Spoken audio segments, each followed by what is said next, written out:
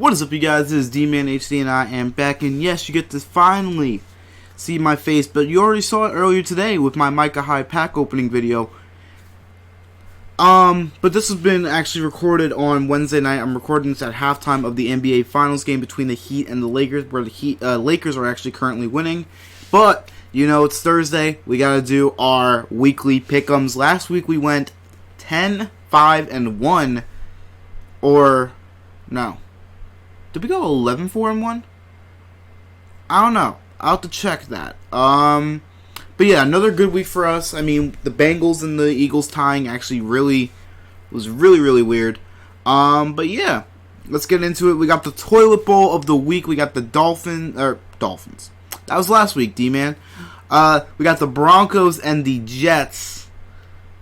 Wow, both teams are just awful. I mean, the Broncos have the excuse that they have so many injuries. The Jets' excuse is that they're just awful and they have a horrible head coach.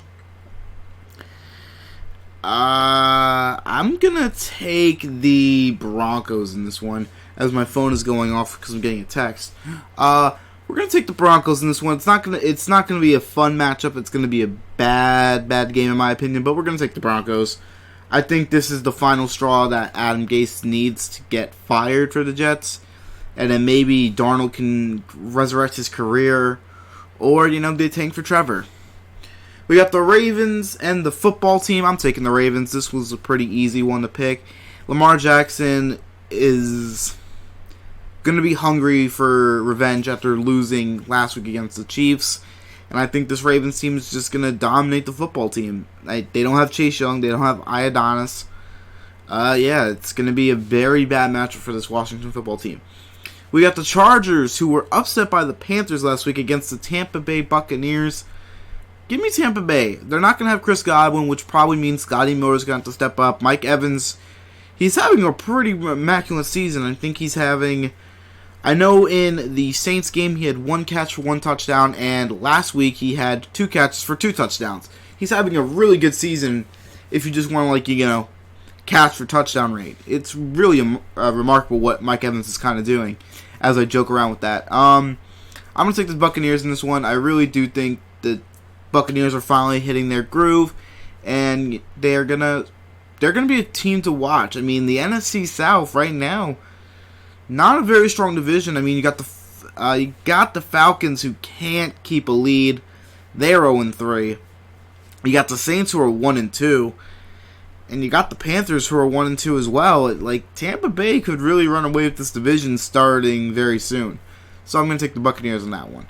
We got the Seahawks and the Dolphins. I'm taking the Seahawks. I mean, the Dolphins, they looked amazing last week against the Jaguars. Take that as you will. I know a few of my subscribers are Jaguars fans. I'm sorry. Your team isn't that great. I'm just going to take the Seahawks in this one. Russell Wilson's playing like an MVP. He's definitely in that MVP race. He's probably the leader right now between him, Allen, Rodgers, Mahomes. If I had to rank them, it's Wilson, Allen, Mahomes, and Rodgers are interchangeable at 3 and 4. But yeah, Russell Wilson playing like an MVP. They're letting him finally be free, run the offense how he wants, and they're dominating. Seahawks going to win this game pretty easily. We got the 0-3 Texans and the 0-3 Vikings. And wow. Honestly, I did not think both teams were going to be 0-3. I didn't think they would be 0-3. I thought they would be like, you know, 2-1, 1-2 around this area. I did not think both the Texans and Vikings would be 0-3 when we got to this matchup. But I'm going to take the Vikings in this one. If the Vikings defense can show up and Danielle Hunter can be healthy enough to play, I think that's just going to be the difference maker. Deshaun Watson has no time against this offensive line. David Johnson he's been decent this year. I mean, the wide receivers for the Texans are a huge problem. You knew that was going to be an issue with the fact of DeAndre Hopkins being traded. Thanks again, Bill O'Brien, for that, as all Texans fans say. I'm going to take the Vikings in this one. Vikings, you got to start getting a win before, like, you know, that division is just, like, getting closer and closer and closer to being just not even competable. We got the Saints and the Lions. I'm going to take the Saints. It looks like Michael Thomas actually will be back on the field for the Saints. Huge difference maker. Honestly, if Michael Thomas is on the field, I think that's going to be the key reason why the Saints win this game. Drew Brees can't throw the ball more than 10 yards, it looks like, anymore. And, hey, when you're checking it down to Alvin Kamara and he's breaking off a huge gain after it, you don't need to throw it far. But when you have Michael Thomas, it opens up the field a lot more.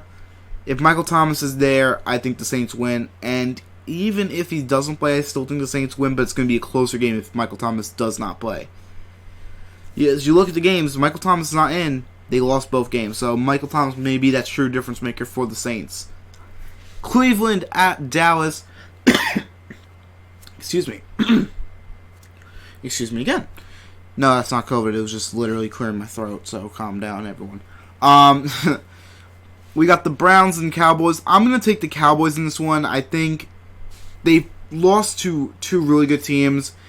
But then you can also make the argument, they only barely beat the Falcons on an onside kick. So if they don't recover that, they're 0-3.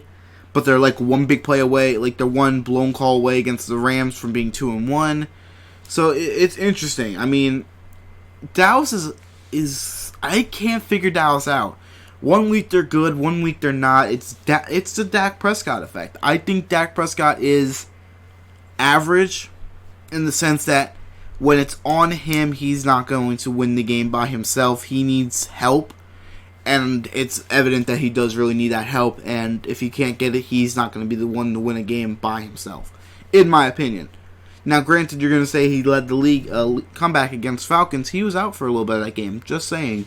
So, in my opinion, I don't think Dak is a person that can do it by himself.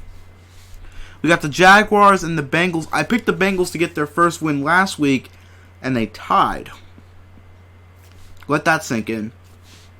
I'm going to take the Bengals in this one. Hopefully they can get their first win of the year. Joe Burrow looks really good. Clear-cut Offensive Rookie of the Year candidate. And it's only week 3, or week 4. But I'm saying it's only been 3 games. But yeah, I'm going to say Joe Burrow and the Bengals win their first game. It's going to be a close matchup. But I just think the Bengals come off with the win. Don't expect a lot more Bengals fans, but I think the Bengals will win this game. We got the Colts and the Bears. Big Dick Nick has arrived for the Bears. Mitchell Trubisky is benched. And I'm going to go with the Bears. I don't think the Bears are going to win a lot more games. I think they're going to be an 8-8, 9-7 range. But, I like Big Dick Nick against the Colts. The Colts looked phenomenal against the Jets. They lost to the Jaguars. So it's hard to really figure out this Colts team. This is going to be their first true test. You got a 3-0 team versus 2-1. I'm going to take the Bears, but I think it's going to be a close matchup. We got the Arizona Cardinals and the Carolina Panthers. I'm going to go with the Cardinals. They get kind of embarrassed last week, not in the sense of how they lost, but them losing to the Lions actually was embarrassing in my opinion for the Cardinals. They're a high-powered offense, high air raid offense, I should say. And the Panthers, they're missing McCaffrey.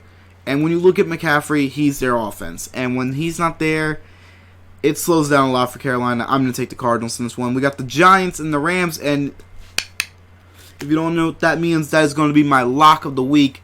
Lock it in. We're going to lock in the Rams. The Rams are going to be very hungry after being beaten by the Buffalo Bills. My Buffalo Bills. But the thing is, everyone's going to complain about that blown call. It was a bad call in the sense of pass interference, but it was still illegal contact.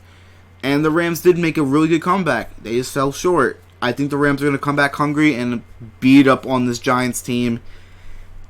And the Giants fall to 0-4 without Saquon Barkley. It honestly could start looking like the end for Daniel Jones. Because the Giants could start motioning towards, that number 1 pick and getting Trevor Lawrence. Because if you do, you're not missing with Trevor Lawrence, and he's much better than Daniel Jones. And I didn't like Daniel Jones out of college. So we're going to take the Rams as in our lock of the week. Alright, the next game, we got my Buffalo Bills, my 3-0 Buffalo Bills. Oh my god, I had a heart attack watching last week against one of my best friends, Sean's Raiders. I'm going to see if I can get Sean to be on the Bills versus Raiders game preview when I record that on Friday night. Hopefully he'll agree, because it'll only take 30 minutes of his busy life. I'm going to take the Bills in this one. I don't think Derek Carr or Jason Witten's going to miss any time due to the fact that they went to Darren Waller's event without a mask. But just in case, Marcus Mariota was activated as of today when I'm checking this out. And I think the Bills are a better team. I'm hearing that, from Sean himself, that, and he's a huge diehard Raiders fan, that their number one receiver is going to look like Jordy Nelson. So basically, if that's the case, I'd put Tre'Davious White on Darren Waller and then put Josh Norman on Jordy Nelson and hope the Bills' offense can stay high-powered because this is a really, really good offense for the Buffalo Bills. Josh Allen is a true MVP candidate. He is second in the league in passing yards and leads the league in second in passing touchdowns, and he's not even top 5 in pass attempts. That's just crazy. And Stephon Diggs is 4th in receiving yards. So I think the Bills are going to win this game, but hopefully this is a less heart attack-inducing game than last week. We got the Patriots and the Chiefs. Patriots are a very fun team to watch in the sense that, the college offense, it's like, oh my god, this is interesting. The Patriots are not killing you through the air. They're killing you on the ground. The Patriots ran for 250 yards last week against the same Raiders. Did I call them Oakland? I mean Las Vegas. If I called them Oakland, call me stupid in the comments section. I meant Las Vegas Raiders. Anyway, back to this game at hand. The Chiefs and the Patriots. We're going to take the Chiefs in this one. Patrick Mahomes and the Chiefs look like the best team in football. They kind of just beat up on the Ravens. I mean, there's no really shot in where I believe once the game started that the Ravens were going to win this game. It looked like one-sided for most of it. Yeah, they made it a 7-point game at one point, but there was no point in the game where the Ravens oh my god, they could win. I felt the Chiefs dominated that whole game in the sense of they led in the scoreboard the entire time. It didn't look like it was going to be a truly close game. The scoreboard might not tell the story of that game. Did I miss? Oh no, I was going to say, did I miss the Falcons game? It's on Monday Night Football. The Eagles and the 49ers, the 0-2-1 Eagles and the 2-1 49ers. I'm saying it is my upset of the week. I don't know what the fuck I just did there. Don't mind me. I'm an idiot. I guess because I was trying to imitate me being upset. But that's going to be my upset of the week alert. Maybe I should have done a siren. Yeah, that would have probably been better. Anyway, you know I'm stupid on D-Man HC. If you see my streams, you know I'm stupid. If you know me in person, you know I'm stupid. But I'm going to take the Eagles, actually upsetting the 49ers in this one. The 49ers' 2 wins have come against the Jets and the Giants. The Eagles have lost to... Yeah. I mean, the Eagles aren't playing well. They tied to the Bengals. The Eagles are a very, very bad team right now. And, we don't know what's going on with Carson Wentz. Hopefully he can get it back, get his mind straight and figure out what the hell is going on. But I'm going to take the Eagles in this one. I probably am going to be wrong, but I like that as my upset of the week. Falcons and Packers. I'm going to take the Packers. I am not picking the Falcons until they win a game. They have blown 2 fourth-quarter leads now of 16-plus points. They are the only team in history to do that. And they are the only team in history to blow back-to-back weeks where you had an 85% win probability at one point in the game. In the fourth quarter against the Bears, the Falcons had an 85% probability of winning, and they blew it. Another 16-point lead blown by the Falcons in the fourth quarter. I have to pick the Packers. They're the highest scoring offense in the league. They're playing phenomenal. Aaron Rodgers is an MVP candidate as well as Josh Allen and Patrick Mahomes and Russell Wilson. Those are the top 4 quarterbacks in the NFL right now in the MVP race. If you disagree, tell me who you have in the MVP race and who you don't have in mine. So let's say you don't have Rodgers, Allen, Wilson, and Mahomes. Who do you have instead of them? Or if you agree with my MVP race, but I think those are the top 4. I think the Packers are going to win this one. I think that's a pretty easy matchup. And we have the soon-to-be played, maybe on Monday at 5 or maybe Tuesday at some time. The Steelers at the Titans. If you do not know the reason why this game is not even scheduled yet, it's due to the fact that earlier in the week that the Titans had 3 COVID cases. Now it's up to, I believe, 9 confirmed cases on the Titans. They have to shut down their facility until Saturday.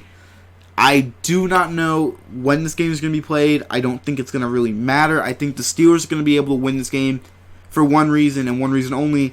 If the facility is closed, the Titans can't practice. Even if the game is on Tuesday, you have no practice in for this whole week. And I think the Steelers are a better team when they can practice than the Titans who can't practice. I think practice matters. It truly does matter. I don't know why I said I think. It does matter. The Steelers are going to win this game. I think if it's played on Monday or Tuesday, I think the Steelers win no matter what. The fact that they can practice and the Titans can't is a huge advantage. But that's going to be the end of my video, guys. Let me know how you guys are doing on your weekly pick'ems. And also, let me know how beautiful I am in the comment section below. I already know, but I promise, I'm sorry. I'm taken. That's going to be the end of this video, guys. I'm D-Man HD, and I'm out. Peace.